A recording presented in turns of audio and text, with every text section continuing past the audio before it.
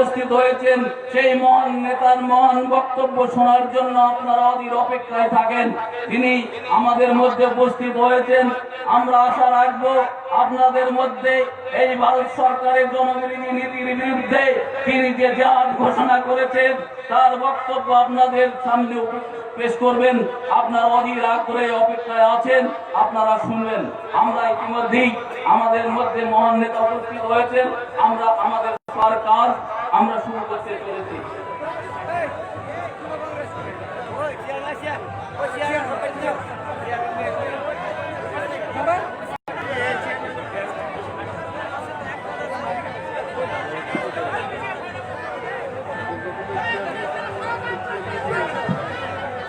আমাদের মহামিছিল মাঠের মধ্যে উপস্থিত হচ্ছে।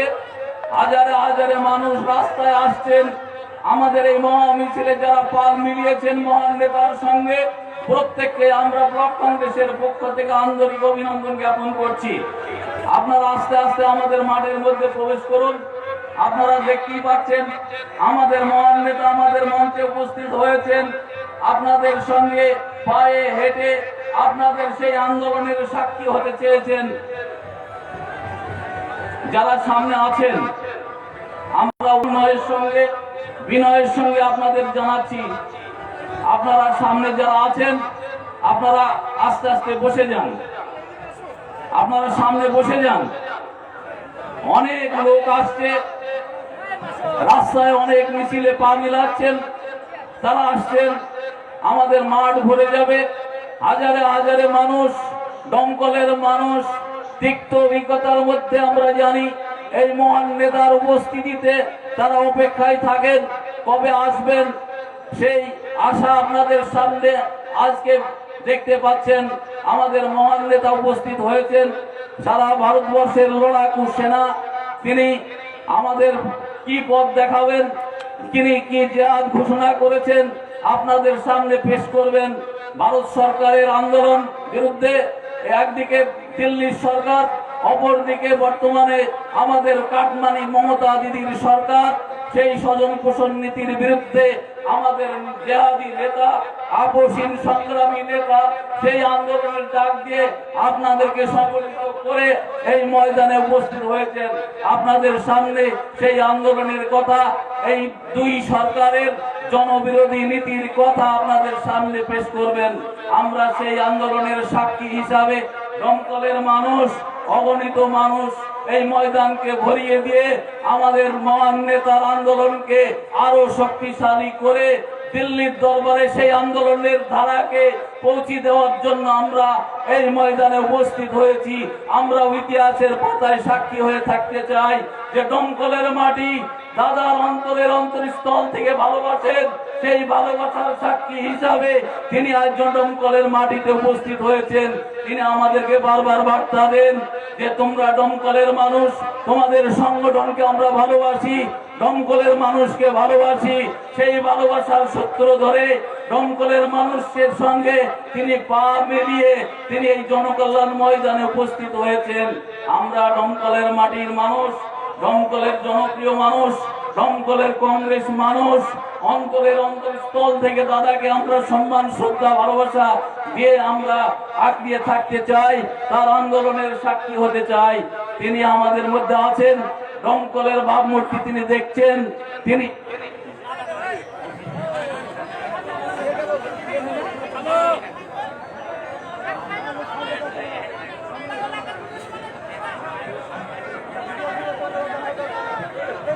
আমরা আমাদের সবার কাজ শুরু করতে চলেছি। যে সমস্ত কংগ্রেস দরদি মানুষ আজকের মহামিছিলে পা মিলিয়ে আমাদের মহান নেতার সঙ্গে সম্মান জানিয়ে আমাদের এই সমাবেশে হাজির হয়েছেন, আমরা ব্লক কংগ্রেসের পক্ষ থেকে আন্তরিক ধন্যবাদ এবং অভিনন্দন জ্ঞাপন করছি। আমাদের আজকের এই সভায় জেলা নেতৃত্ব উপস্থিত আছেন, ব্লক নেতৃত্ব আছেন। আমরা সবার কাজ শুরু করছি। আজকের এই আমাদের দমকলের সভাপতি উনি আজকের মঞ্চের স্থায়ী সভাপতি হিসাবে আসন গ্রহণ করছেন।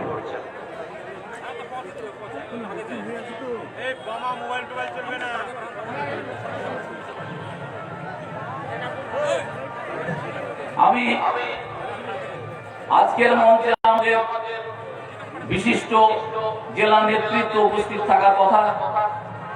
আমি যাদের নাম করছি আপনারা যদি বাইরে থাকেন আমাদের মঞ্চে আসার জন্য আহ্বান করছি।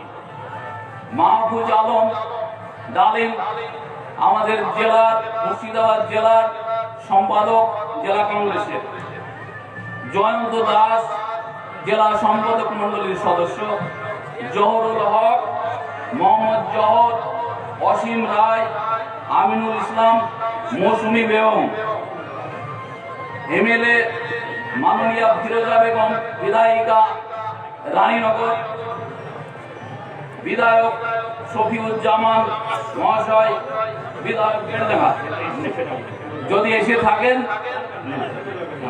আমাদের মধ্যে উপস্থিত আছেন ফিরোজা বেগম বিধায়িকা রানীনগর।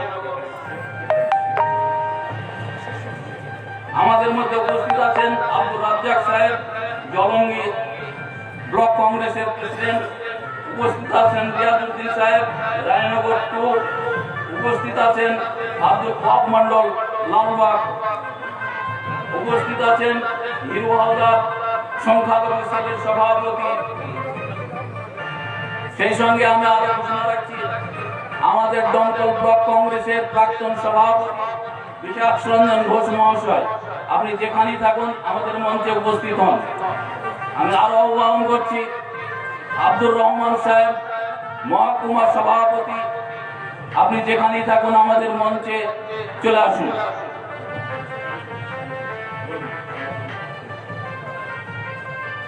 আমাদের আজকের মহান নেতা শ্রী অধীর রঞ্জন চৌধুরী মহাশয়, ওনাকে বরণ করে নিচ্ছেন আমাদের ব্লক সভাপতি রবিউল ইসলাম।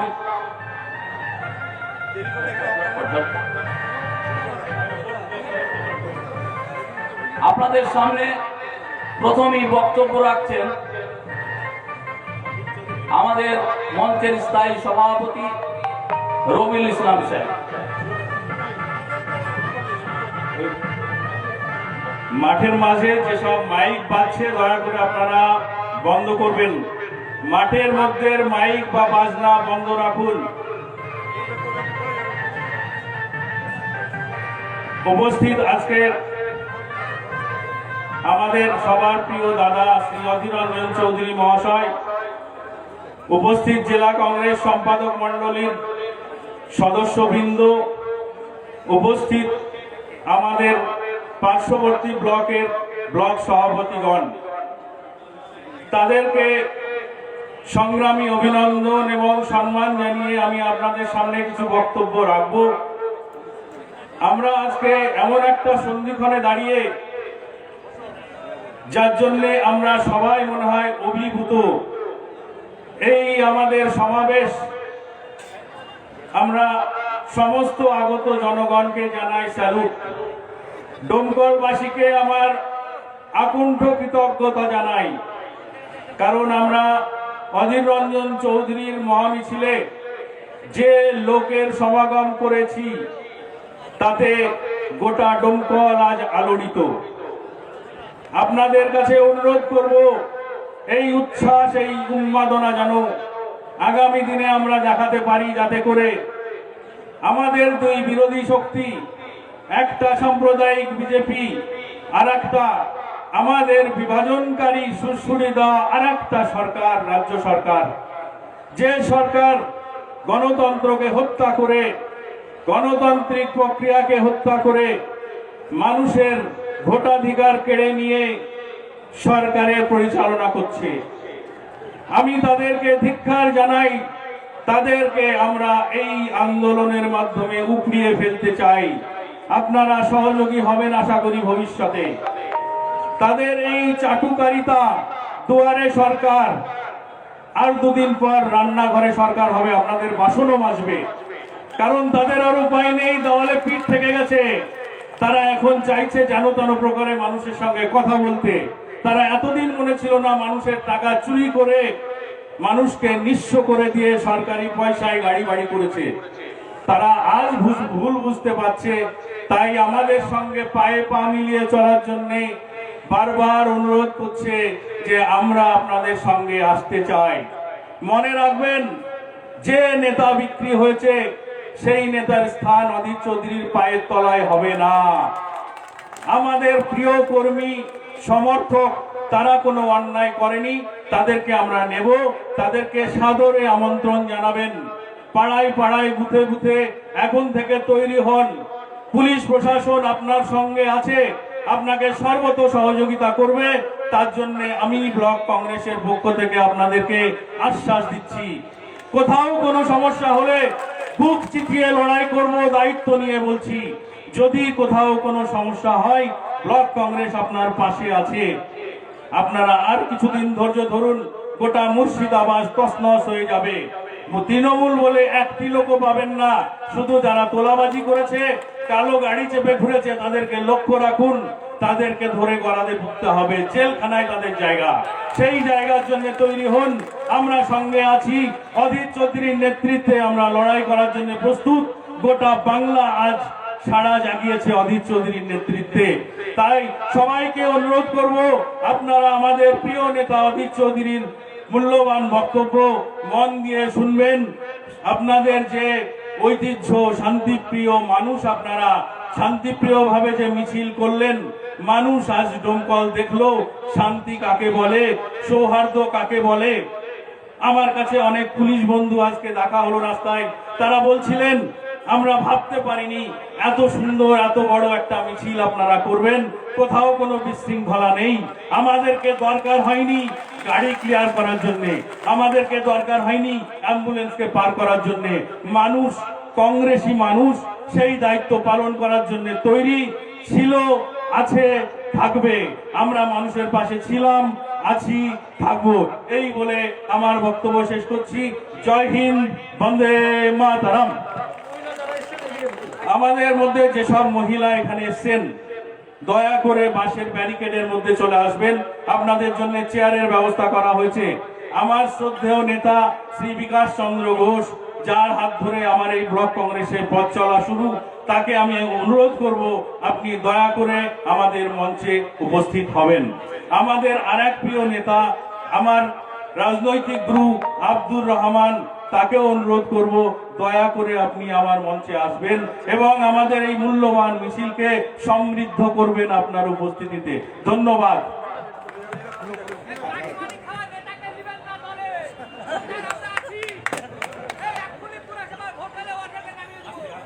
আমাদের শান্ত হন, শান্ত হন, আপনারা শান্ত হন, শান্ত হন। এবার আমাদের মহান নেতা অধীর রঞ্জন চৌধুরী মহাশয়কে আমাদের সভাপতি রবিউল ইসলাম সাহেব বরণ করে নিচ্ছেন পুষ্পস্তবক দিয়ে। এদিকে ঘুরে করো, এদিকে ঘুরে।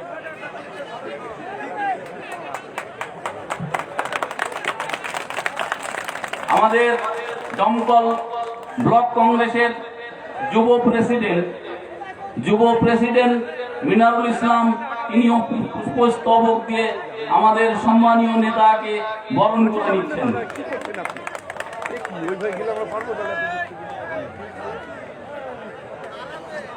পুষ্পস্তবক, উত্তরীয় এবং ব্যাস দিয়ে বরণ করে নিচ্ছেন। এবার আমাদের সমস্ত সম্মানীয় অতিথিদের বরণ করবে আমাদের ব্লক কংগ্রেসের নেতৃত্ব। অন্য সময় আমাদের বক্তব্য চলবে। এবারে আপনাদের সামনে বক্তব্য রাখবেন আমাদের প্রিয় বিধায়িকা, রানীনগরের বিধায়িকা ফিরোজা বেগম।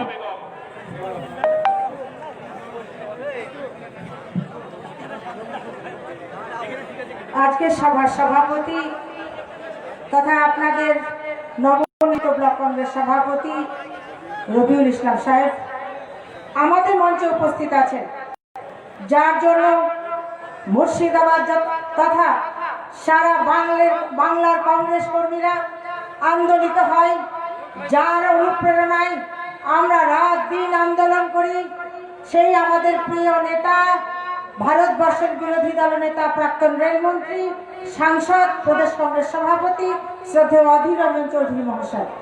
উপস্থিত আছেন জেলা কংগ্রেসের সাধারণ সম্পাদক, প্রদেশ কংগ্রেসের মুখপাত্র শ্রদ্ধেয় মাহফুজ আলম ডালিম সাহেব। উপস্থিত আছেন জেলা কংগ্রেসের সাধারণ সম্পাদক এবং প্রদেশ কংগ্রেসের মুখপাত্র শ্রদ্ধেয় জয়ন্ত দাস মহাশয়। সেই সাথে উপস্থিত আছেন জেলা কংগ্রেসের সাধারণ সম্পাদক শ্রদ্ধেয় জহরদা।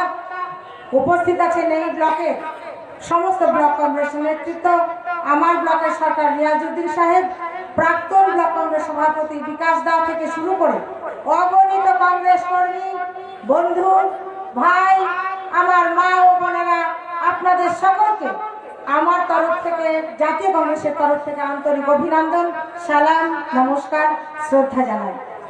আমি আমার বক্তব্য দীর্ঘায়িত করব না, কারণ আমাদের প্রিয় নেতার বক্তব্য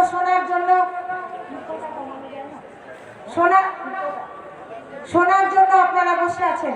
শুধু এই কথা বলবো, এই মুর্শিদাবাদ জেলা যার হাতে তৈরি, তিনি আর কেউ নয়, আপনার আমার প্রত্যেকের প্রিয় নেতা অধীর রঞ্জন চৌধুরী, যিনি রাত দিন পরিশ্রম করেন, যিনি রাত দিন আমাদের অনুপ্রেরণা যোগান, যিনি আমাদের লড়াই আন্দোলনের সাহসের প্রতীক, যার জন্য আমরা প্রতিনিয়ত আন্দোলন করতে পারি।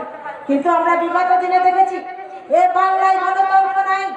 যে দলটাকে 2011 সালে মাত্র 65টা সিট নিয়ে ঘাড়ে করে জাতীয় কংগ্রেস এ বাংলার মসনদে বসিয়েছিলেন, সেই বাংলার মুখ্যমন্ত্রী মমতা ব্যানার্জি এ বাংলার মানুষের ভোটাধিকার কেড়ে নিয়েছে। 2018 সালে পঞ্চায়েত ভোট করতে দেয়নি, উন্নয়ন বাহিনীর নামে লাঠি বাহিনী দিয়ে ভোটাধিকার কেড়ে নিয়ে যারা এই মুর্শিদাবাদকে দখল করেছিল, জাতীয় কংগ্রেসের নেতাদেরকে দল বদলিয়ে টাকার লোভে যাদেরকে পরিবর্তন করেছিল, তারা আবার আজকে দলে আসতে চাইছে। কর্মীদের তরফ থেকে আবেদন, চিন্তা নেই, আমাদের প্রিয় নেতা অধীর রঞ্জন চৌধুরী আপনাদের জন্য কর্মীদেরকে নিয়ে লড়াই করতে জানে, নেতা তৈরি করতে জানে। জাতীয় কংগ্রেস চিন্তা করবেন না। তাই আজকে দুয়ারে সরকার নিয়ে এসছে দিদিমণি পঞ্চায়েতে ভোট করতে দেয়নি, দিদিমণি 100 দিনের কাটমানি খায়, দিদিমণি ঘর বাড়ি তৈরির কাটমানি না হলে, তোলাবাজি না হলে চলে না। পাড়ায় পাড়ায় কান পাতুন, সর্বত্র আজও কাটমানি চলছে, আর বাংলা নেত্রী বলছে কাটমানি চলবে না। কিন্তু এই কাটমানি চালু করেছিলেন তিনি, যিনি বলেছিলেন 75 ভাগ দলকে দাও আর 25% তোমরা খাও। হ্যাঁ দিদিমণি, এই কাটমানি তোলাবাজির নায়িকা আপনি, তাই বাংলার মানুষ আপনাকে আর আনবে না। এই মুর্শিদাবাদ জেলা যার নেতৃত্বে চলে, আমাদের প্রিয় নেতার নেতৃত্বে আগামী দিনে বাংলা দখল করতে হবে। দমকলের কংগ্রেস কর্মী, মুর্শিদাবাদ জেলার কংগ্রেস কর্মী তৈরি হন, আপনাদের দিয়ে সারা বাংলা লড়ব। যেমন নবাব সিরাজউদ্দৌলা লড়েছিলেন ইংরেজদের বিরুদ্ধে, তেমনি কেন্দ্রের এবং রাজ্যের এই দুটো সাম্প্রদায়িক দল এবং যারা সংবিধানকে নষ্ট করতে চায়, গণতন্ত্রকে ধ্বংস করতে চায়, তাদের বিরুদ্ধে চোখে চোখ রেখে লড়াই করছে আমার আপনার প্রিয় নেতা সাংসদ অধীর রঞ্জন চৌধুরী। তাই দাদার নেতৃত্বে 2021 আমরা রাইটার্স দখল করব। নবান্ন থেকে দিদিমণিকে টেনে নামিয়ে খাট করতে হবে। এই হোক আজকের শপথ। সকলে ভালো থাকবেন, সুস্থ থাকবেন। জয় হিন্দ, বন্দে মাতরম। জাতীয় কংগ্রেস জিন্দাবাদ, অধীর রঞ্জন চৌধুরী জিন্দাবাদ। ধন্যবাদ জ্ঞাপন করছি সম্মানীয় বিধায়িকা ফিরোজা বেগম মহাশয়কে।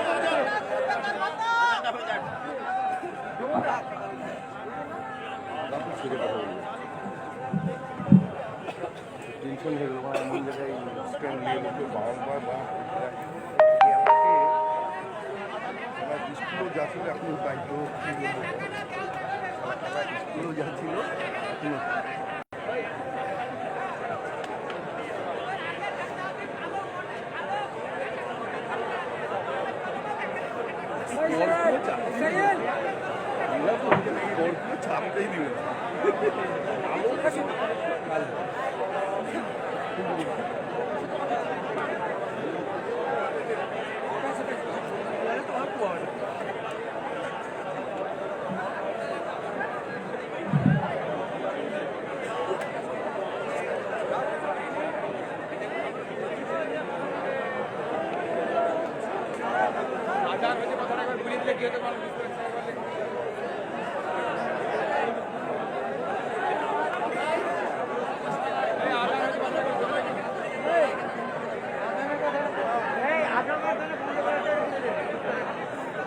আপনারা উত্তেজিত হবেন না, আজান চলছে যার কারণেই বন্ধ রাখা হয়েছে, একটু অপেক্ষা করুন।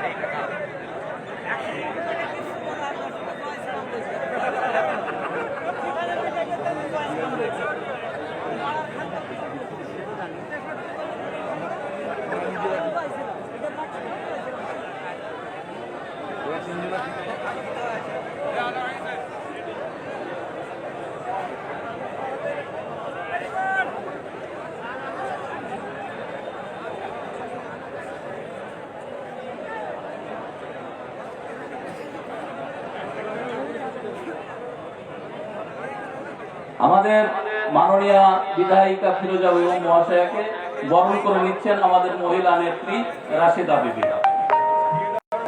এবার আপনাদের সামনে বক্তব্য রাখছেন আমাদের জননেতা সম্মানীয় অধীর রঞ্জন চৌধুরী মহাশয়।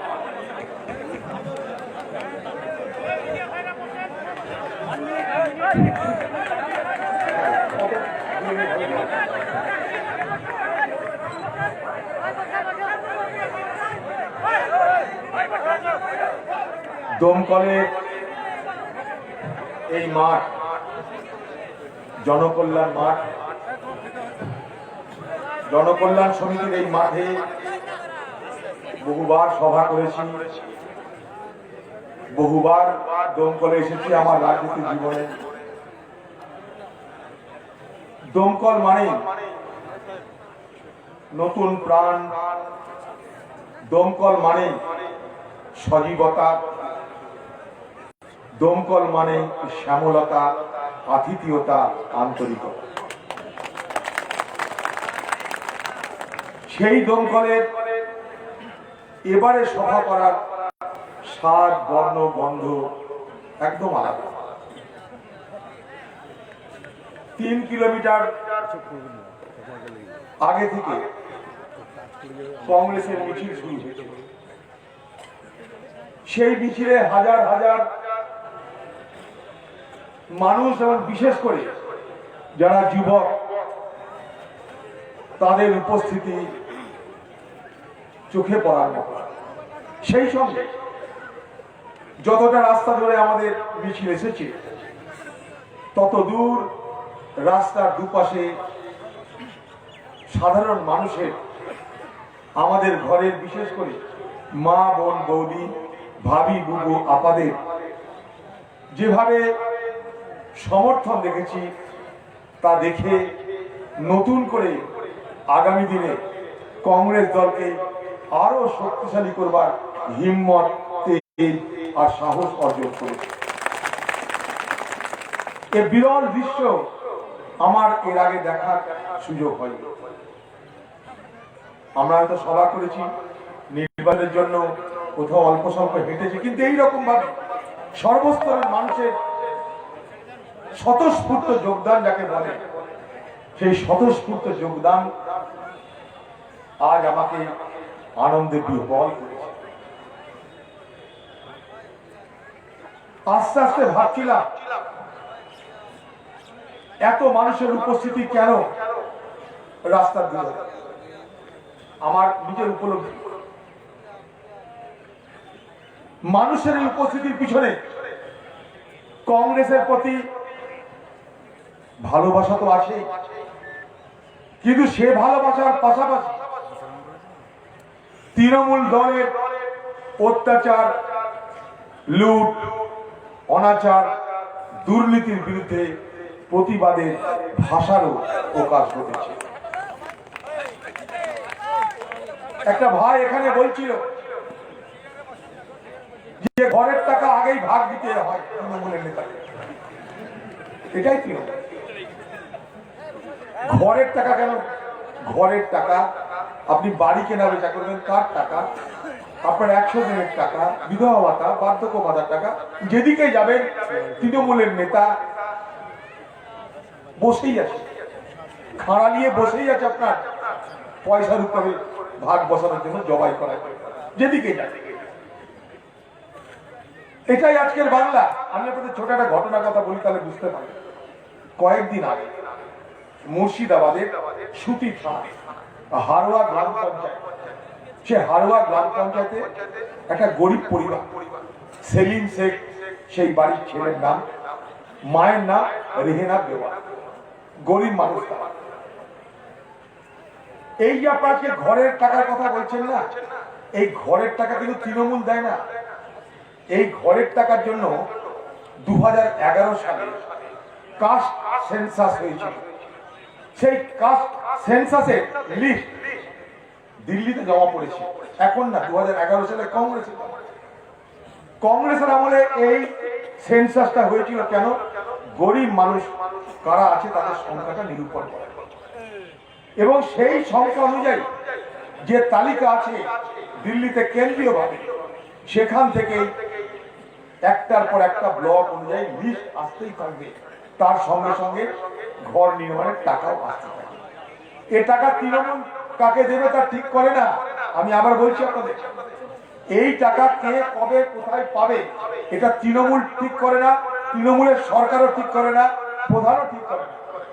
সেই তালিকা, যে তালিকা দিল্লিতে জমা আছে 2011 সালের সেন্সাস মোতাবেক, সেই তালিকা ধরে ধরে দিল্লি থেকে খ্যাপে খ্যাপে খ্যাপে খ্যাপে টাকা পাঠানো হয় প্রত্যেকটা ব্লকে, প্রত্যেকটা পঞ্চায়েত।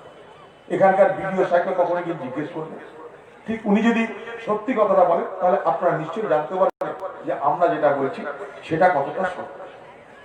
কিন্তু তৃণমূলের যে পঞ্চায়েত, তারা তো তালিকাটা আগে দেখতে পাচ্ছে, সেটা তো আপনার কাছে আসছে না। যখনই তারা আগে দেখে ফেলছে, তখনই বুদ্ধি করে আপনার কাছে আগে আগে লোক পাঠিয়ে দিচ্ছে। লোক পাঠিয়ে কি হয়েছে? তোমাদের টাকা আমি স্যাংশন করে দিলাম। আপনি খুশি হলেন, বহু ধন্যবাদ। আপনাকে খুশি করে তারপরে বলবে এত যে করে দিলাম, আমাকে তো ভাগ দিতে হবে। আপনি সাধারণ মানুষ, আপনি গরিব মানুষ, ঘরের টাকা দরকার। আপনি দেখলেন ঝঞ্ঝাট করে লাভ কি আছে, কিছু দিয়ে দিই, বাকিটা দিয়ে ঘর বানাবো। এটাই সাধারণ মানুষের মানসিকতা হয়, এটাই সাধারণ মানুষের মানসিকতা হয়। আপনি সেই মোতাবেক রফা করে ফেললেন। আপনার নিজের ধারণা হলো যে ঘরের টাকার ভাগ না দিলে ঘর পাওয়া যাবে, কিন্তু এটা সত্য নয়। আপনি আপনার কম্পিউটারে সেই ওয়েবসাইটে গেলে ঘরের তালিকা আপনি নিজে দেখতে পাবেন। এখানকার শিক্ষিত ছেলেদের বলবো, আপনারা সরকারের ওয়েবসাইটে গিয়ে আপনার পঞ্চায়েত এলাকায় কার কার নামে ঘরের টাকা বরাদ্দ হচ্ছে তার তালিকা আপনি নিজে বার করে গ্রামের মানুষকে জানিয়ে দিন। অনেক শিক্ষিত ছেলে আছেন এখানটায়, অনেক শিক্ষিত ছেলে আছেন, জানিয়ে দিন। এ টাকা কেউ আপনাকে দয়া করছে না, এটা আপনার হকের টাকা, এটা আপনার পাওনা টাকা, এটা আপনার অধিকারের টাকা, এটা আপনার নিজের পাওনা। কেউ এখানে দয়া করছে না, আপনাকে কেউ ভিড় দিচ্ছে না। কিন্তু তৃণমূলের হাব ভাবি, তোমাকে দিলাম, আমি তোমার মালিক, তোমাকে দিয়ে দিলাম, দেখছো তো আমার কত ক্ষমতা। বেশি প্রশ্ন করতে গেলে বলবে তৃণমূলের নেতা, এত প্রশ্ন করছেন কেন? আপনাদের তো ভোট নিয়ে জিতিনি আমরা, এত জবাব দিব কেন? ঘটনা সত্যিই তাই। আপনার তো ভোট নিয়ে ওরা জেতেনি, আপনার বলার কি আছে? আপনাকে কি ভোট দিতে দিয়েছিল? আপনাকে ভোটে দাঁড়াতে দিয়েছিল না? বোম, গুলি, পিস্তল, পুলিশ সব মিলেমিশে লুট করেছে। এই দমকল মিউনিসিপালিটি লুট হয়েছে, আমরা চোখের সামনে দেখেছি, আপনার চোখের সামনে দেখেছি। এই দমকলে ভোট দেওয়া যাবে কিনা মানুষের কাছে সব থেকে বড় প্রশ্ন। ভোট দেওয়ার অধিকার আপনি প্রয়োগ করতে পারবেন কিনা এটা সব থেকে বড় আপনার জীবনের প্রশ্ন এখন। অথচ ভোট দেওয়ার অধিকার আপনার সাংবিধানিক অধিকার, আপনার গণতান্ত্রিক অধিকার। সেই অধিকার কেড়ে নিয়েছে কে? বাংলার আজকের মুখ্যমন্ত্রী মমতা ব্যানার্জির নেতৃত্বে তৃণমূল। মমতা ব্যানার্জি অস্বীকার করতে পারবে না। তাই যে কথাটা বলতে চাইছিলাম, হারোয়ার সেই গ্রামের সেলিম শেখ আর রেহেনা বেওয়া, তাদেরকে পঞ্চায়েতের প্রধান বলল, পঞ্চায়েতের নেতা বলল তোমাদেরকে ঘরের টাকা বাবদ এক এক ঘরে 20,000 টাকা দিতে হবে। তারা গরিব পরিবার বলে হ্যাঁ বাপ দিবে। 40,000 হয়, 30,000 2-3 দিনের মধ্যে দিয়ে দিবে। গরিব মানুষ ঘর বাড়ি করছে, হয়তো কিছু টাকা খরচ হয়ে গেছে, বলেছে যে বাকি 10,000 কয়েকদিনের মধ্যে দিয়ে দিব বাপ, আমাদের একটু সময় দাও। কেন এবার 10,000 টাকা দিতে 1-1.5 সপ্তাহ দেরি? তৃণমূলের নেতা দেরি শুনবে কেন? তৃণমূলের নেতা তার বাড়িতে গেল, এমন মার মারল, সেলিম শেখকে আহত করে দিল, হসপিটালে পাঠানো হলো বহরমপুরে, সেখানে তার মৃত্যু হয়ে গেল, একটা যান চলে গেল। কিসের জন্য? হকের টাকার ভাগ তৃণমূল নেতাকে দিতে শুধু দেরি হওয়ার জন্য, না করার জন্য না, খালি দেরি হওয়ার জন্য। এটাই আজকের বাংলার গণতন্ত্র, এটাই আজকের বাংলার মামাটি মানুষের সরকার, এটাই আজকের বাংলা। নরেন্দ্র মোদী করোনাকে ঠেকানোর জন্য 4 ঘন্টার নোটিশে বলে দিল কি? ভারত বন্ধ, লকডাউন। 4 ঘন্টার নোটিশে লকডাউন। পৃথিবীতে অনেক দেশে করোনা হয়েছে, কোন দেশে 4 ঘন্টার নোটিশে লকডাউন হয়নি। আমাদের দেশে হয়, কারণ এখানে নরেন্দ্র মোদী ক্ষমতায় থাকে। সে রাজার বেটা ঘরের মধ্যে বসে বলে 4 ঘন্টার নোটিশ সব বন্ধ। বাইরের গরিব মানুষের জন্য তার ভাবনার সময় কোথায়? কি হলো দেখলাম আমরা, কোটি কোটি মানুষ, কোটি কোটি মানুষ, তার মধ্যে আমার জেলার লোক আছে, আমার বাংলার লোক আছে, যারা রুটি রুজির জন্য গাঁ গঞ্জ বাড়ি ছেড়ে বিদেশ ডুবিয়ে গিয়ে রোজগার করতে যায়। তাদের জীবনে এক আমাবস্যা নেমে এলো, রাতারাতি গজব নেমে এলো তাদের জীবনে। চাকরি গেল রাতারাতি, রেস্টুরেন্ট বন্ধ, ট্রেন বন্ধ, বাস বন্ধ, বাড়ি যাবার রাস্তা বন্ধ, পকেটে পয়সা নেই, পেটে খাবার নেই। ভারত সরকার কোনো ভাবনা দেখলাম না। লক্ষ লক্ষ মানুষ রাস্তায় বেরিয়ে গেল, যে যেমন ভাবে পারছে বাড়ি ফিরতে। রাস্তায় চলতে চলতে মানুষের মৃত্যু হচ্ছে, কেউ জল তৃষ্ণায় মারা যাচ্ছে, কেউ খাবার না পেয়ে ক্ষুধার্তে মারা যাচ্ছে, কেউ ট্রেনের তলায় পড়ে মারা যাচ্ছে, কেউ ট্রাকের ধাক্কায় মারা যাচ্ছে, কেউ সাপের কামড়ে মারা যাচ্ছে। হিন্দু মুসলমান শিখ খ্রিস্টান আদিবাসী দলিত সবাই এক অবস্থা। ভারতবর্ষের রাজার বেটা নরেন্দ্র মোদী, তার মাথা ব্যথা নাই, সে দিব্যি তার ঘরে থেকে গেল। আমি যে একটা ঘোষণা করে দিলাম, সেই ঘোষণার পর কত লোকের বিপদ হতে পারে, তাদের বিপদের কথা মাথায় রেখে আগাম কোনো ভাবনা চিন্তা ব্যবস্থা না করা হলো না। তার মধ্যে আমার জেলা, এই বাংলার বহু মানুষ এসে গেল। আমি তখন দিল্লিতে, আমার আজও মনে পড়ে, আমাকে কেউ তো আমার নাম্বার জেনেছে, আমার জেলার লোক, দাদা আমরা তো লকডাউনে আটকে গেছি, কেউ দিল্লিতে, কেউ ব্যাঙ্গালোরে, কেউ কেরলে, কেউ গুজরাটে, কেউ বোম্বেতে, এমনকি অনন্তনাগ জেলা কাশ্মীর, সেখান থেকে আমার কাছে ফোন এসছে, আন্দামান, সেখান থেকে আমার কাছে ফোন এসছে। ভারতবর্ষের সব জায়গায় মুর্শিদাবাদের মানুষ আছে, ভারতবর্ষের সব জায়গায় পশ্চিমবঙ্গের মানুষ আছে। অবাক, তারা কেউ কাঁদছে, কেউ হতাশায় বলছে দাদা আমরা কি করবো। আমি তাদেরকে বললাম অন্তত যাদের না খেয়ে পেতে মরো তোমরা, তার চেষ্টা আমি করছি, বাকিরা পরে হচ্ছে। তোমরা তোমাদের ঠিকানা দাও, মোবাইল নাম্বার দাও, কোন রাজ্যে আছো জানাও, কি সমস্যা হচ্ছে বলো। 5টা 6টা আমার বাড়িতে স্টাফ রাখা, শুধু ফোন ধরার জন্য। এক এক দিন 2000, 2500, 3000 ফোন আমার বাড়িতে। আমি কি করে তাদেরকে খাবার দেবো? আমিও তো বন্দি। কি করলাম, যেখানে তাদের অ্যাড্রেস সেখানে ডিএম কে ধরলাম, এসপি কে ধরলাম, মন্ত্রীকে ধরলাম, এমএলএ কে ধরলাম, এমপি কে ধরলাম, সরকারকে ধরলাম, মুখ্যমন্ত্রীকে ধরলাম, ভারতবর্ষের মন্ত্রীদের ধরেছি, সবারই কাছে হাত পেতেছি। আমার জেলার লোকের যেন খাবার অসুবিধা না হয়, তারা যেন বেঁচে থাকে। আমি আপনাকে দায়িত্ব নিয়ে বলছি, আমি নিজে ভারতবর্ষের প্রধানমন্ত্রীকে ফোন করেছি, আপনি ট্রেনের ব্যবস্থা করুন। আমি ভারতবর্ষের রেলমন্ত্রীকে ফোন করে বলেছি, আপনি ট্রেনের ব্যবস্থা করুন, না হলে আমি প্রাক্তন রেলমন্ত্রী, আমি কিন্তু রেল ভবনের সামনে গিয়ে অবস্থানে বসবো, আপনি আমাকে চিনেন না, ব্যবস্থা করতেই হবে আপনাদের। তখন আমাকে রেলমন্ত্রী ফোন করে একদিন বলছে যে অধীরজি, আমি তো ব্যবস্থা করলাম, 50টা স্পেশাল ট্রেন এখনই রেডি, আপনার রাজ্য নিতে চাইছে না, আমি কি করবো? ব্যাপার। পশ্চিমবঙ্গের রাজ্য সরকার মুখ্যমন্ত্রী তো আমার কথা কোনো জবাব দেয় না, জীবনের বহু চিঠি তার কোনো উত্তর দেয়নি, কথা বলা তো দূরের কথা। কি করবো? চিফ সেক্রেটারি সরকারি দপ্তরের মাধ্যমে তাকে ফোন করে বললাম যে আপনারা ট্রেন নিচ্ছে না কেন? ট্রেন নিন, নালে আমার জেলার লোক না বাংলার লোকরা মারা যাবে বাইরে। ট্রেন নিয়ে তাদেরকে বাড়ি পাঠানোর ব্যবস্থা করুন, তারা খেতে পাক আর না পাক তারা বাড়ি পৌঁছাক, তাদের গ্রামে পৌঁছাক, তাদের আত্মীয়দের কাছে পৌঁছাক। বারবার করে বলেছি। একদিন দেখছি বাংলার মুখ্যমন্ত্রী টিভিতে বলছে আমি করোনা এক্সপ্রেস দিতে পারবো না। ট্রেনে আসবে আমার বাংলার লোক, ট্রেনে আসবে আমার জেলার লোক, তাকে তুই বলছো করোনা এক্সপ্রেস? করোনা কি পরিযায়ী শ্রমিকরা নিয়ে এসেছে? করোনা বাংলায় কে এনেছে? পরিযায়ী শ্রমিক। এত যে পরিযায়ী শ্রমিক ফিরে এসছে, কজন তোমার জেলাকে তোমার রাজ্যকে করোনায় আক্রান্ত করেছে বলো? তুমি বলো যে আমি মামাটি মানুষের সরকার করেছি। সেই মামাটি মানুষের সরকারের নেত্রী যখন আমার জেলার লোক আমার রাজ্যের লোক বিপদে পড়ে তখন হাত উঠিয়ে নেয়, বলে আমি কিছু করতে পারবো না, করোনা এক্সপ্রেস আমি ঢুকতে দেবো না। আরে সেই সমস্ত মানুষ কি জানেন, তারা নিজের বাড়িতে খবর পাঠিয়েছে তোমাদের জমি বন্ধক দাও, গরু বেচো, ছাগল বেচো, মোবাইলে টাকা পাঠাও, আমরা যেতে পারছি না। সেই টাকা নিয়ে কি করেছে? লোকালি ট্রাক ভাড়া করেছে, বাস ভাড়া করেছে, পশ্চিমবঙ্গ থেকে ট্রাক বাস ভাড়া করে তারা নিয়ে গেছে। জানেন, যেখানে 1 টাকা খরচ সেখানে 100 টাকা খরচ করেছে বাড়ি ফেরার জন্য।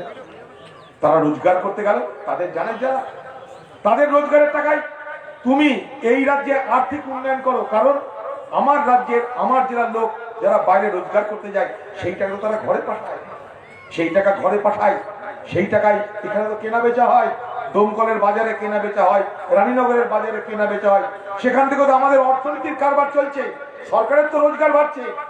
যে মানুষ মাথার ঘাম পায়ে ফেলে বাইরের রাজ্যে গিয়ে রোজগার করে তোমার রাজ্যকে সাহায্য করছে, বিপদে পড়ে তাকে দেখবে না তুমি? তুমি তোমাকে কাজ দিতে পারো না জেলায়, পশ্চিমবঙ্গে কাজ দিতে পারো না তুমি, আমার জেলার মানুষদের রুটি রুজি দিতে পারো না, তাই তারা ঘর বাড়ি বউ বাল বাচ্চা ছেড়ে বিদেশের মাটিতে তারা কাজ করতে যায়। শখে কেউ যায় না, এখানে শখে কেউ স্মাগলিং করে না। সত্যটা স্বীকার করতে হবে, আমরা কাজ দিতে পারিনি, আবার তারা যখন রোজগার করবে তখন তাদেরকে বলবো তোমাদেরকে চিনি না। এটা কখনো মামাটি মানুষের সরকার হতে পারে না। সেই সময় কংগ্রেস দলের পক্ষ থেকে আমরা দাবি তুলেছিলাম, কারণ লকডাউনে ভারতবর্ষে এক রাতে 14 কোটি মানুষের চাকরি চলে গেছে। কংগ্রেস দাবি তুলেছিল যে ভারতবর্ষের সেই সমস্ত পরিযায়ী শ্রমিক, সেই সমস্ত গরিব পরিবার করোনার কারণে লকডাউনের কারণে যাদের রুটি রুজি বন্ধ হয়ে গেছে তাদেরকে সরকার 7,500 টাকা করে প্রতি মাসে ডাইরেক্ট ক্যাশ তাদের সহযোগিতা করবে, ডাইরেক্ট ক্যাশ। আমরা প্রস্তাব দিচ্ছেন কংগ্রেসের পক্ষে, আমাদের কথা শোনা হয়নি। আমরা বলেছিলাম তাদেরকে বিনা পয়সায় খাবার দেন, তারা বিনা পয়সায় খাবার দেওয়ার ব্যবস্থা করেছিল, চাল গম, তা বলার অনেক পরে। আগামী দিনে দমকলের মানুষকে বলে গেলাম, পশ্চিমবঙ্গের মানুষকে বলছি, কংগ্রেস যদি পশ্চিমবঙ্গে ক্ষমতা আসে আমরা বাংলার গরিব মানুষের জন্য প্রতি মাসে নির্দিষ্ট অঙ্কের টাকা বরাদ্দ করতে তাদের অসুবিধা না হয়। যদি বলেন আপনার কাছে কি টাকার মেশিন আছে, বলবেন না, আমরা যা করি করে দেখাই। ছত্তিশগড় কংগ্রেসের রাজ্য, যান খোঁজ নিন, ছত্তিশগড়ের গরিব কৃষকদের প্রতি মাসে ন্যায় প্রকল্পে অর্থাৎ ন্যূনতম আর্থিক সহায়তা প্রকল্পে দেওয়া হচ্ছে কত টাকা? 5,700 টাকা। খোঁজ নিয়ে আসুন। ছত্তিশগড় কাদের? কংগ্রেস। যখন ভারতবর্ষের জাতীয় কংগ্রেস কাজের অধিকার আইনি অধিকার বলে ঘোষণা করেছিল, অনেকে হাসাহাসি করেছিল, এই আবার কি কাজ কি আইনি হয়? আমরা বলেছিলাম হ্যাঁ হয়, আপনার গ্রামে 100 দিনের কাজ আপনি পাচ্ছেন? ভারতবর্ষের কংগ্রেস সরকার যখন ঘোষণা করেছিল খাদ্য সুরক্ষা আইন, 2 টাকা 3 টাকা ধরে চাল গম দেওয়া হবে, অনেকের প্রশ্ন তুলেছিল এ কোন নীতি? এই বিজেপি পার্টি বিরোধিতা করেছে। 100 দিনের কাজ মানরেগা প্রকল্পের বিরোধিতা এই বিজেপি পার্টি করেছে। আজকে 82 কোটি মানুষ সস্তায় চাল গম পাচ্ছে। তাই কংগ্রেস যা বলে তা করে। এটা মোদী সরকার নয় যে ক্ষমতা আসার আগে বলে দিল আমাকে ভোটে পাস করিয়ে দাও, বিদেশ থেকে সব কালো টাকা নিয়ে আসবো, কালো টাকার ভাগ দিব তোমাদের, এক একজন 15 লাখ টাকা করে পাবে। কেউ 15 পয়সা জীবনে পায়নি, সারা জীবন পাবে। তাহলে কংগ্রেস আর মোদীর ফারাক বাংলার মানুষ, ভারতবর্ষের মানুষ বোঝার চেষ্টা করে। কি দেখছেন আজকে বাংলায়? রুটি আছে, রুজি আছে, কিছু নাই। শিল্প আছে নাই, চাকরি আছে নাই, কিছু নাই। খালি প্রতিশ্রুতির বন্যা বইছে। সকাল থেকে রাত পর্যন্ত প্রতিশ্রুতি আর প্রতিশ্রুতি। বাজারে জানতে আগুন লেগেছে জিনিসপত্র। কেন? সরকার কি করতেছে এখানটায়? আপনি পেট্রোল পাম্পে যান, 85 টাকা, 90 টাকা, 92 টাকা তেলের লিটারের দাম। কেন? ভারত সরকার লুট করছে ভারতবর্ষের মানুষ। মোদী গত 6 বছরে তেলের উপরে দাম বাড়িয়ে 23 লাখ কোটি টাকা রোজগার করেছে। 23 লাখ কোটি। ভাগ দিদিও খাচ্ছে। কিরকম করে? মোদী যদি এক্সাইজ ডিউটি নাই, দিদি সেল ট্যাক্স নিচ্ছে। তাই দেখবেন দিদি কখনো তেলের দামের বিরোধিতা করে না। খেয়াল করে দেখবেন বাংলা দিদি জাতে মাতাল তালে ঠিক, উনি কখনো তেলের দামের বিরোধিতা করেন না। উনি কখনো বলেছেন যে তেলের দাম বাড়ছে কেন মোদী তুমি জবাব দাও? কোনোদিন বলে না। আমরা বলি, কারণ তেলের দাম যে বাড়ছে মোদিও ভাগ খাচ্ছে, দিদিও ভাগ খাচ্ছে, সেখানে দুজনে এক। গ্যাসের যে দাম বাড়ছে মোদিও ভাগ খাচ্ছে, দিদিও ভাগ খাচ্ছে, সেখানে দুজনে এক। সেখানে কোনো প্রতিবাদ নাই। খেয়াল করবেন। আজকে পশ্চিমবঙ্গের বাজারে আগুন লাগছে কেন? সরকার কি করতে আছে? আপনার বিদ্যুতের দাম দিনের পর দিন বাড়ছে কেন? সারা ভারতবর্ষে সব থেকে বেশি বিদ্যুতের দাম পশ্চিমবঙ্গে। কেন? আপনার মাঠে সেচের দর বাড়ছে, বীজের দর বাড়ছে, সারের দর বাড়ছে, অথচ যখন বিক্রি করতে যাচ্ছেন দাম পাচ্ছেন না। কেন? সরকার আছে এটা? যান ছত্তিশগড়ে, কংগ্রেসের সরকার 1 কুইন্টাল ধান কিনছে 2500 টাকা করে। যান খোঁজ নিয়ে আসো। আজকে ভারতবর্ষে নরেন্দ্র মোদী বলে যে সব বিশ্বের সব লোকে কি ঘাবড়ে গেছে ওকে দেখে, এত উন্নতি করছে, এত মানুষকে ভালো লেগেছে, বিশ্বের লোকে কি ঘাবড়ে গেছে। প্রতিদিন বলে হিন্দুস্তানকে আত্মনির্ভর করনা, ভারতবর্ষকে আত্মনির্ভর করছে। কিভাবে আত্মনির্ভর করেছে? 1 লিটার পেট্রোলের দাম নিচ্ছে 87 টাকা। পাশে বাংলাদেশ, 1 লিটার পেট্রোলের দাম 800 টাকা। আপনাদের এখানে বহু বাংলাদেশের সঙ্গে যোগাযোগ আছে, যান ফোন করে খোঁজ নিন। 63 থেকে 80 টাকা 1 লিটার পেট্রোলের দাম বাংলাদেশ। আমাদের দেশে 87 থেকে 92 টাকা। যান খোঁজ নিন। নেপালে 63 টাকা, পাকিস্তানে 65 টাকা, আমার দেশে 87 টাকা। এমন বিরাট কাজ করে দিচ্ছে। সারা দুনিয়ার হিরো হচ্ছে মোদী, খালি ভাষণ দিয়ে, কোন ব্যবস্থা নাই ভারতবর্ষে।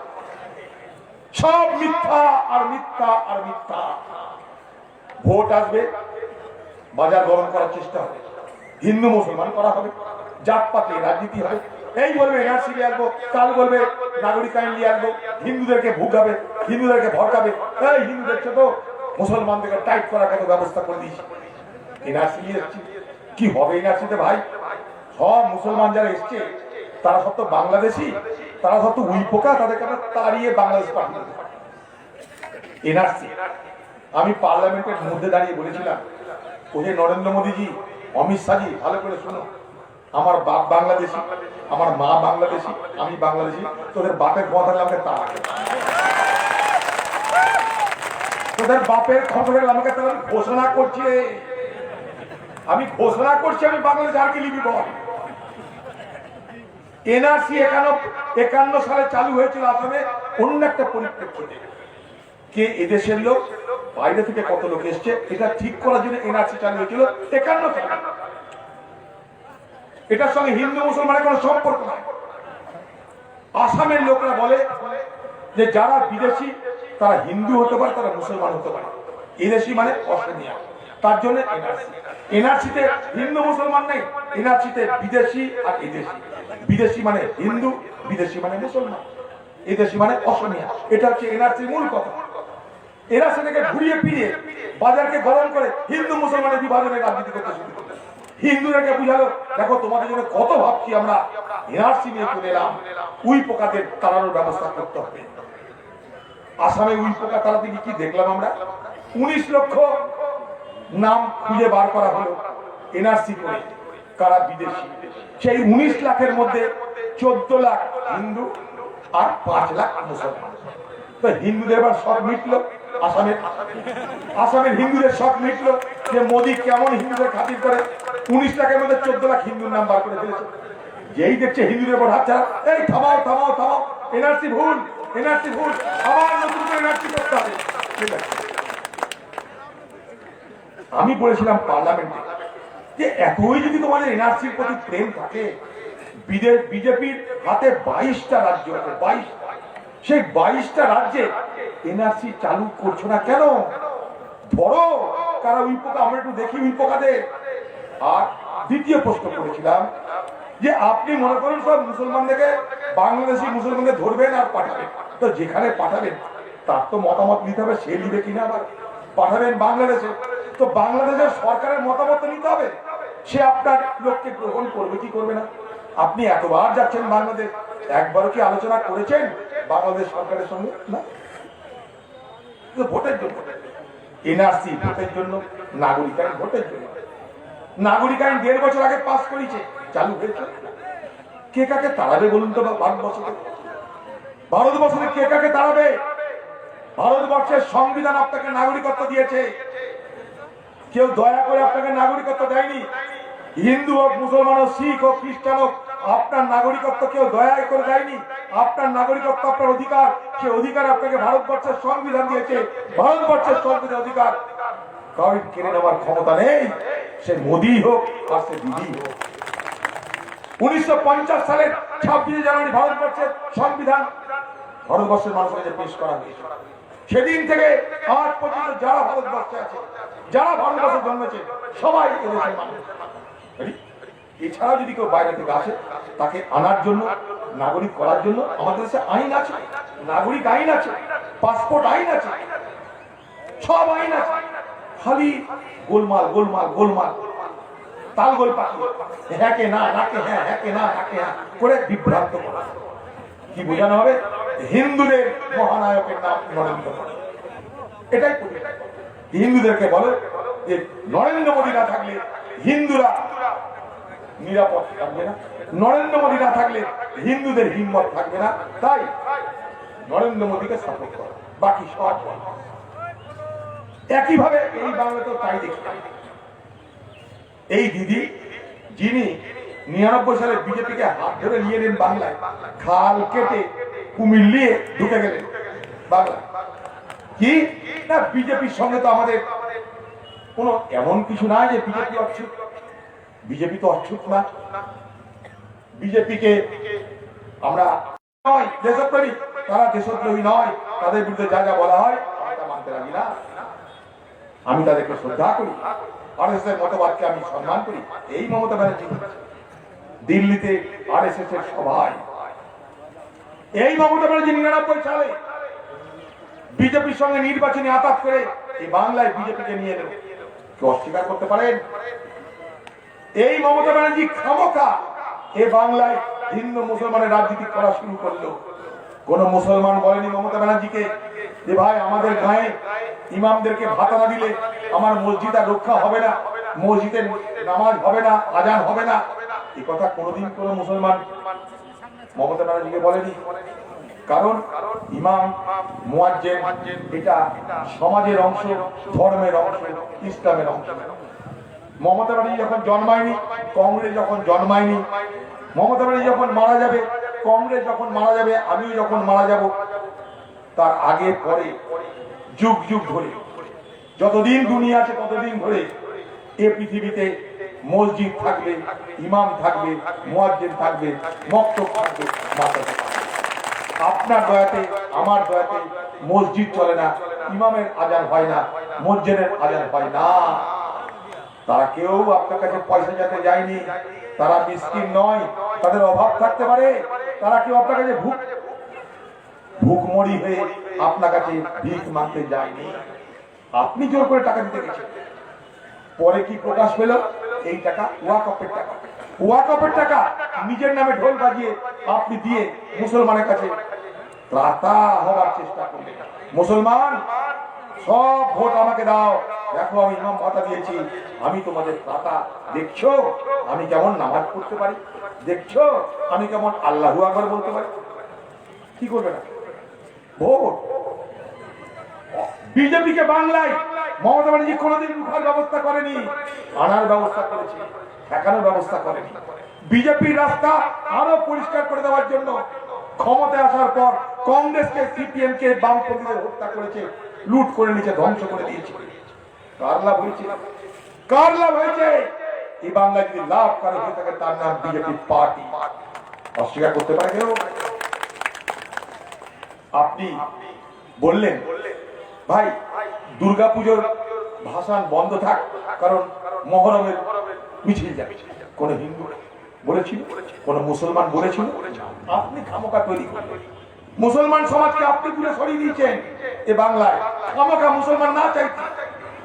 তারপর যখন দেখছেন আপনি যে বিজেপি ভোট তো বেড়ে যাচ্ছে, তাহলে হিন্দু থাম থাম থাম থাম থাম, আমি তোদের পুরোহিত ভাতা দিব, থেমে যা পালাস। আপনি করেছেন। আরে হিন্দু থাম থাম থাম, আমি এখন আর নামাজ টামাজ পড়ছি না, আমি এখন আর আল্লাহু আকবার বলছি না, এই দেখ আমি দুর্গাপুজোর প্রতিমার চোখ আঁকছি। আমরা করতে যাইনি ওটা। হিন্দু পশ্চিমবঙ্গের দেখো, আমি বিজেপির থেকে বড় হিন্দু, আমি বিজেপি তো রামের পুজো করে, আমি হুনুর পুজো করছি। আমরা করতে যাইনি একা। মমতা ব্যানার্জি হিন্দুদের খুশি করার জন্য বললো পুরীর মন্দিরের মতন মন্দির আমি দীঘায় করবো, আমরা বলতে জানি, আপনি বলেছেন। এই পশ্চিমবঙ্গের মুখ্যমন্ত্রী মমতা ব্যানার্জি যা কোনোদিন করেনি, 50,000 টাকা করে পুজোর প্যান্ডেলে চাঁদা দিবে সরকারি ভাবে ঘোষণা করলো। কেন? প্রমাণ করছে বিজেপির থেকে খুব বড় হিন্দু। কেন? ঈদ বকরি তো ছিল, ঈদ বকরি বড়দিন সবই তো আছে। তাকে তো টাকা দেওয়ার কথা মনে করেন? বকরিতে অনেক ধর্মপ্রাণ মানুষ এবার পশু কিনতে পারে, পয়সা কোথায়? রোজগার নেই, লকডাউন, সব রোজগার বন্ধ হয়ে গেছে, তাদের কথা মনে পড়েনি। ঈদের সময় চলো ভাই মুসলমান ভাইরা একটু তোমাদেরকেও সহযোগিতা করি, কারণ এটা তোমাদের সব থেকে বড় উৎসব, পবিত্র উৎসব, মিলনের উৎসব। একটু সবাই কিনে দিই, একটু দুধের ব্যবস্থা করেছে না? হিন্দুদের করতে হবে, কারণ ভোট চলে এসছে, বিজেপি হিন্দু ভোটে ভাগ মারছে। এবার হিন্দু ধর, একবার হিন্দু ধর, একবার মুসলমান ধর, একবার মুসলমান ধর, একবার হিন্দু ধর, এই ধরাধরি চলছে, ধরাধরি চলছে। একবার হিন্দু ধর, একবার মুসলমান ধর, একবার মুসলমান ধর, একবার হিন্দু ধর। মানুষের জন্য মাত্র হবে না। কোথায় চাকরি হবে তা নিয়ে চিন্তা নাই, শিল্প কোথায় তা নিয়ে চিন্তা নাই, কৃষকের ফসলের ভালো দাম কি করে পাওয়া যায় তা নিয়ে চিন্তা নাই, বাজারে জিনিসপত্রের আগুন দর তা নিয়ে চিন্তা নাই। খালি বুজরুকির রাজনীতি চলছে বাংলায়।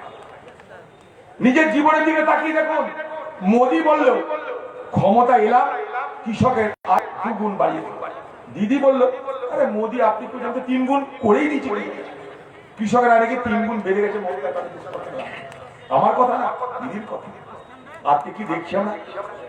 একদিন এই পশ্চিমবঙ্গের মুখ্যমন্ত্রী দমকল লুট করলেন, মুর্শিদাবাদ লুট করলেন, আমাদের অনেক এমএলএ কে খরিদ করলেন, চাইনিজ বকরিদের মতন আমার এমএলএদেরকে বিচার কেনা করলেন। আপনি ভালো করেছেন, আপনার টাকা আছে করেছেন, লুটের টাকা আপনার করেছেন, তাতে আপনার কি লাভ হয়েছে?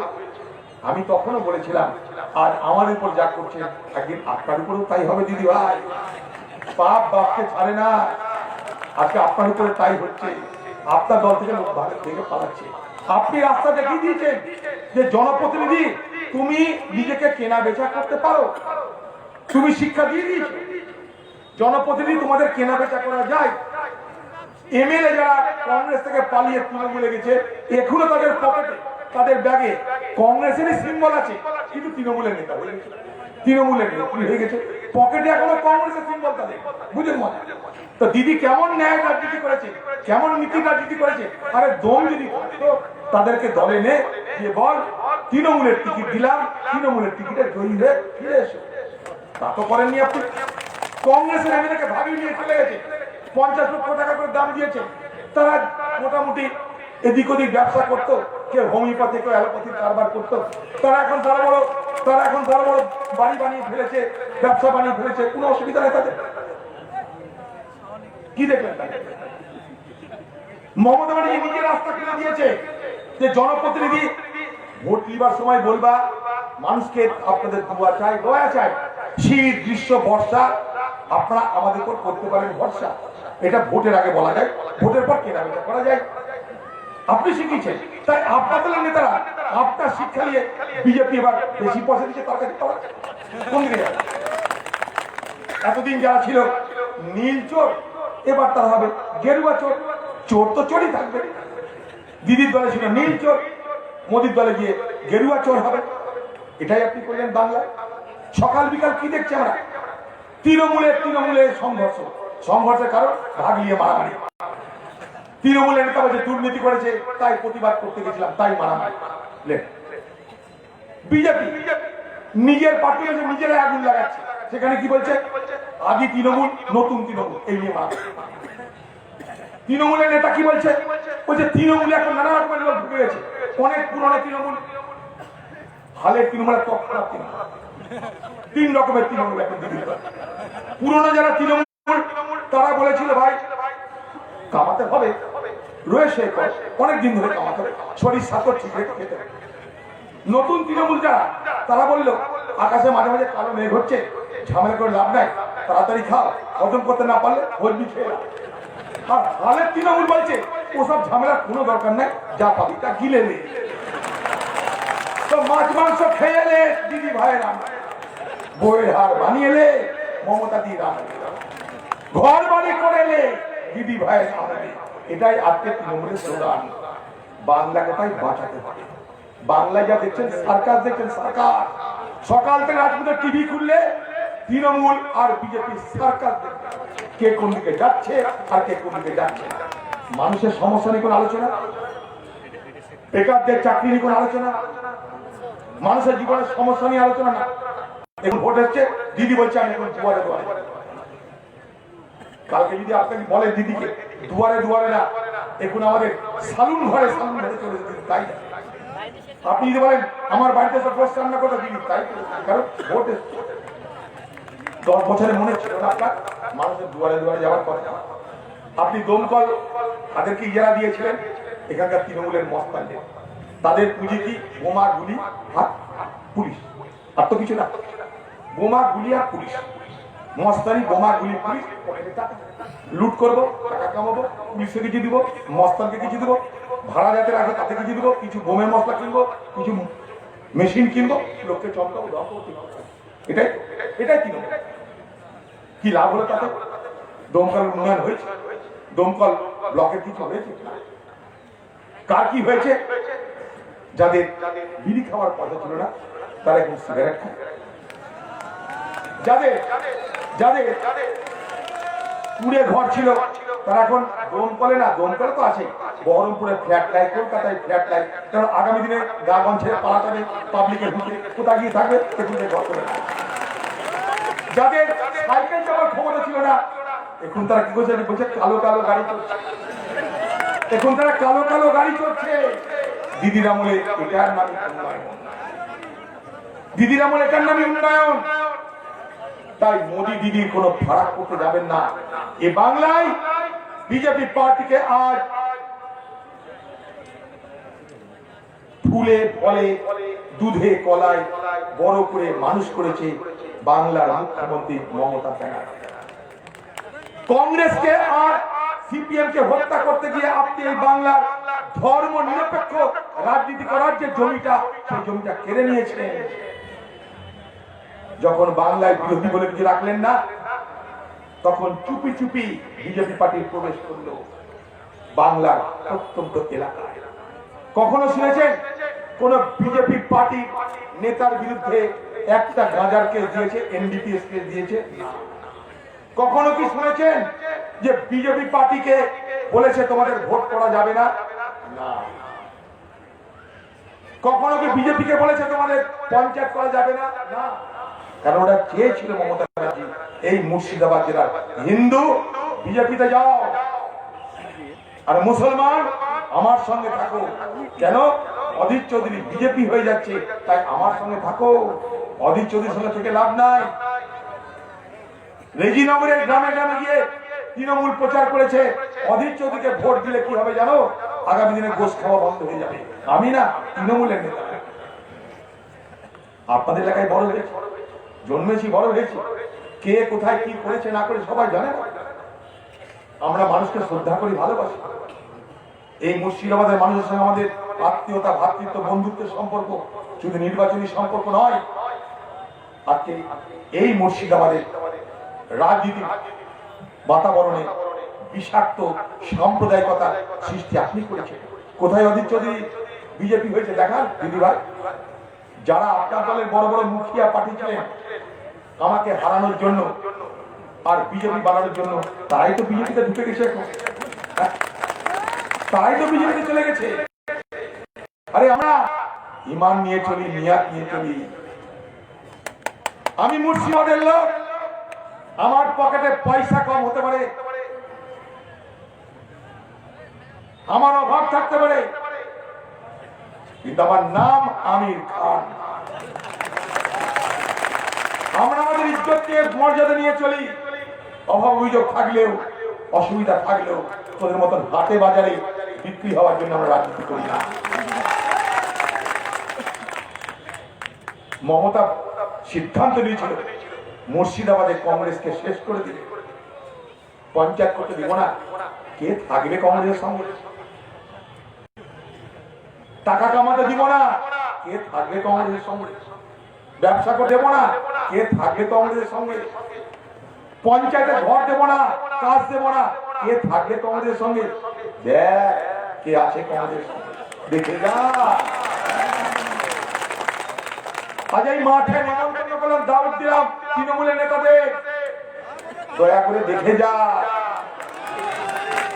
ওদেরকে মাঠে আয়, পানি বাতাসা দিব, দেখে যা। কংগ্রেস আছে কিনা সে দেখে যা। আগামী দিনে আমরা সিদ্ধান্ত নিয়েছি মুর্শিদাবাদের মানুষের দয়া দুয়ার উপরে ভরসা রেখে আমরা সিদ্ধান্ত নিয়েছি যে আগামী দিনে মুর্শিদাবাদ জেলায় তৃণমূলকে দেখতে গেলে দিনের বেলায় লোককে টর্চ নিয়ে বার হতে হবে। कांग्रेस को मिटाने की दम तेरे नहीं है, कांग्रेस को मिटाने की दम तेरे नहीं है। जो आम लोगों से पालते वो हिंदुस्तान को बदलते। আমরা মানুষের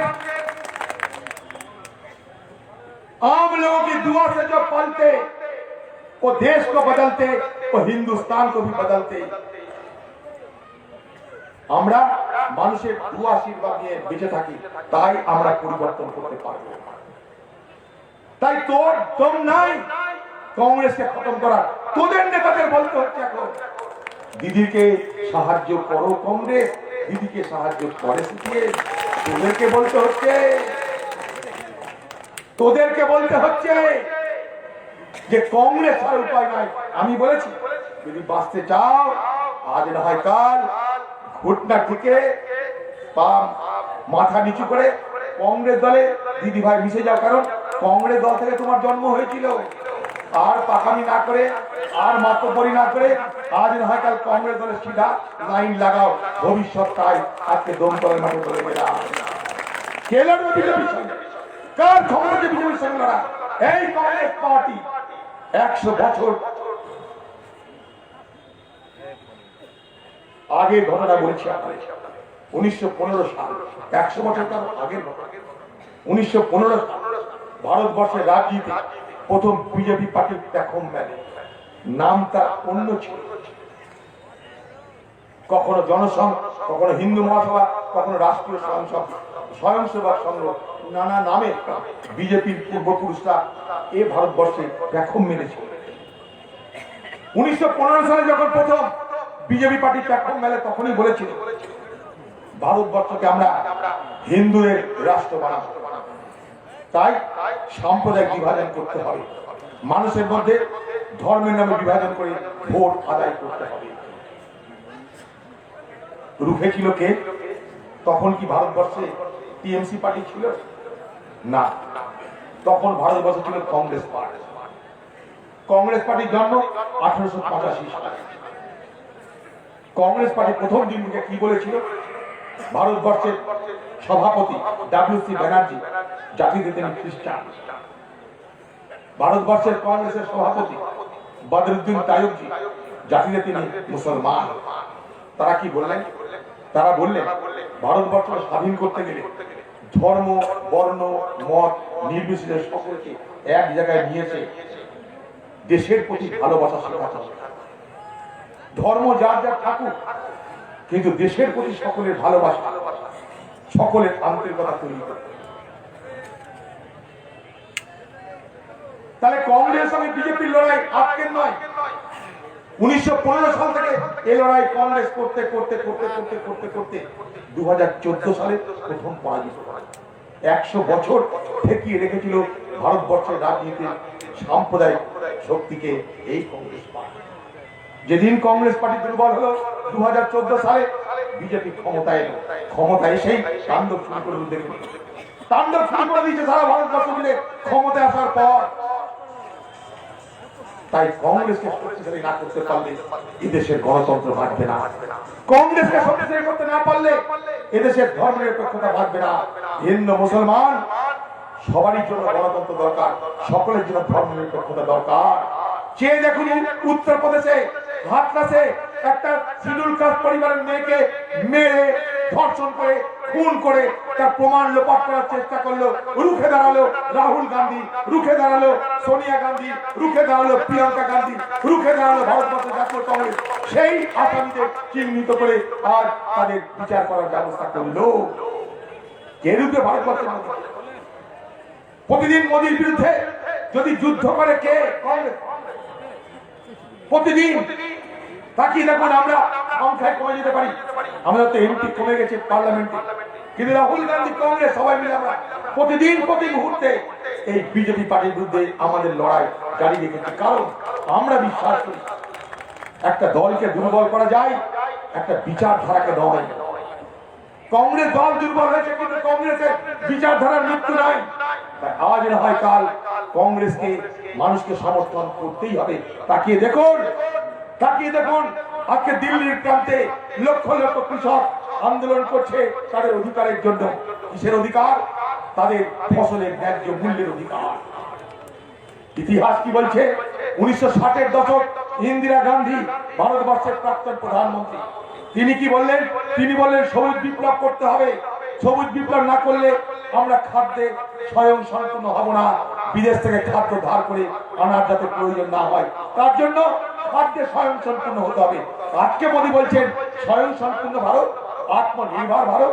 আর আত্মনির্ভর ভারতের কথা ইন্দিরা গান্ধী শুধু বলে নয়, প্রমাণ করে দেখিয়ে গেছে। আপনার আমার জীবনে আজ আর খাদ্যের অভাব নেই। খাদ্যে আজ ভারতবর্ষ স্বয়ং সম্পূর্ণ হয়েছে, আত্মনির্ভর হয়েছে ইন্দিরা গান্ধীর নেতৃত্বে। স্বাধীনতার সময় আমাদের মাত্র 5 কোটি টন খাবার উৎপাদন হতো, সবাইকে খেতে দিতে পারতাম না। এই বাংলায় দুর্ভিক্ষ হতো, মন্বন্তর হতো। আজ এ ভারতবর্ষে 30 কোটি টন খাদ্য উৎপাদন হয়। আজ আমাদের খাদ্যের অভাব নাই। কে করেছে? ইন্দিরা গান্ধী সবুজ বিপ্লব করে আত্মনির্ভর ভারত গড়ার লক্ষ্যে। সেই অধিকার আজকে কেড়ে নিতে চাইছে বিজেপি পার্টি। কৃষককে ন্যূনতম সহায়ক মূল্যে ধান খরিদ করার ব্যবস্থা করেছিল ইন্দিরা গান্ধী পাঞ্জাব, হরিয়ানা, পশ্চিম উত্তরপ্রদেশ সমেত ভারতবর্ষের বিভিন্ন রাজ্যে, যেটা পরে সারা ভারতবর্ষের সব রাজ্যে চালু। কেন করেছিল পাঞ্জাবে? সেখানে 100% জমিতে সেচ আছে। কেন করেছিল হরিয়ানায়?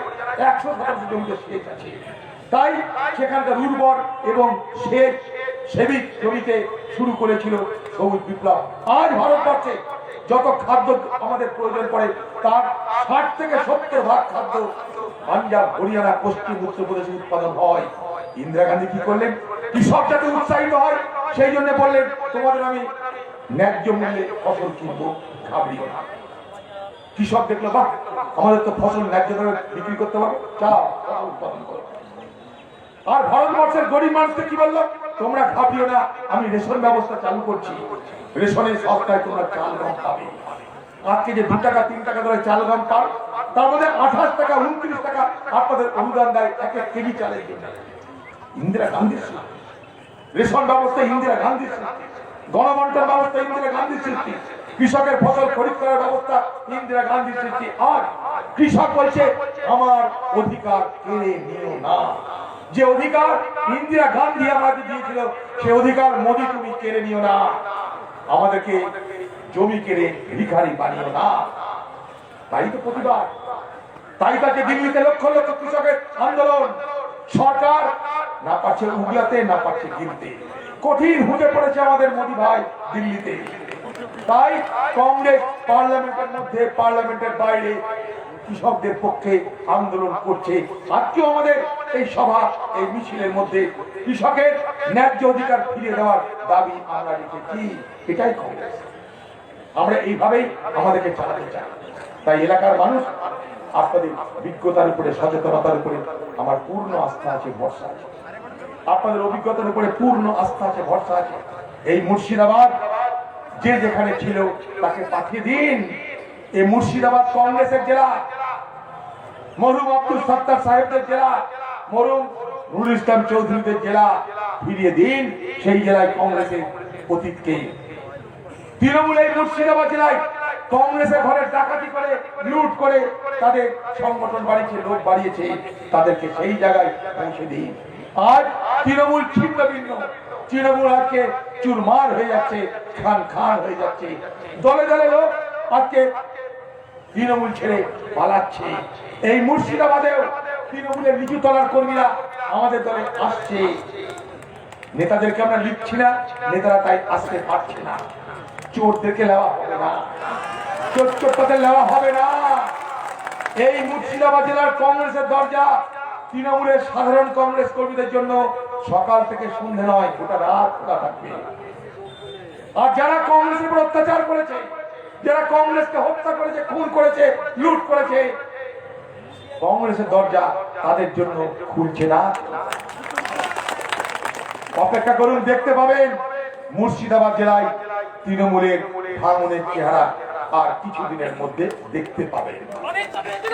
আজকে তাই মুর্শিদাবাদ জেলার মানুষকে বলতে চাই, কোথায় কি হচ্ছে জানি না, এই মুর্শিদাবাদ জেলাকে কংগ্রেস হাতে দিন। এই মুর্শিদাবাদ জেলার ইতিহাসকে আমরা বাংলার বুকে প্রতিষ্ঠা করব। এই মুর্শিদাবাদ থেকে বাংলা শিখবে, জানবে, বাংলা থেকে দেশ শিখবে, জানবে। হিন্দু মুসলমানের রাজনীতি করে মানুষকে দুর্বল করতে পারবেন না। মুসলমানদেরকে নিরাপত্তাহীনতায় ভোগানোর চেষ্টা করে লাভ হবে না। এ ভারতবর্ষে 18 থেকে 20 কোটি মুসলমান বাস করে। কোথায় তাড়াবেন মুসলমানদের? নরেন্দ্র মোদী ভাই, কোথায় তাড়াবেন? কোথায় আপনার জমিদারি আছে? ভারতবর্ষের মুসলমানদের নিয়ে গিয়ে রাখার জন্য আগে তার ঠিকানা তো দিন। আপনার দয়া থেকে ওই দেশে বড় হয়নি। এই মুর্শিদাবাদ জেলা যখন আপনি জন্মাননি, নরেন্দ্র মোদী যখন আপনি জন্মাননি, তখন এই মুর্শিদাবাদ জেলায় সংখ্যা গরিষ্ঠ মানুষ মুসলমান ছিল। মোহাম্মদ আলী জিন্না বলেছিল মুসলমান চলে এসে পাকিস্তানে যায়নি। তাই আপনার কাছে এই মুর্শিদাবাদের মুসলমান, এই মুর্শিদাবাদের মানুষ, এই বাংলার মুসলমান, এই বাংলার মানুষ দেশাত্মবোধের রাজনীতি শিখবে না। কারণ আপনারা দেশের জন্য কিছু করেননি। আপনারা মহাত্মা গান্ধীকে হত্যা করেছেন। যে মহাত্মা গান্ধী বলবার চেষ্টা করেছিল ঈশ্বর আল্লাহ তেরে নাম সবকো সম্মতি দে ভগবান, তাকে আপনারা হত্যা করেছেন। তাই ভারতবর্ষের মানুষ আজ না হয় কাল আপনাদেরকে গদি থেকে উৎখাত করে এ ভারতবর্ষে গণতন্ত্র, ধর্মনিরপেক্ষ রাজনীতি পুনঃপ্রতিষ্ঠা করবে। ইনশাআল্লাহ এটা হতেই হবে, নাহলে দেশ বাঁচবে না। তাই আপনাদের সহযোগিতাকে, আপনাদের দয়া চেয়ে, আপনাদের দুয়া চেয়ে সকলকে আমার নমস্কার সালাম জানিয়ে আমার বক্তব্য শেষ করছি। জয় হিন্দ।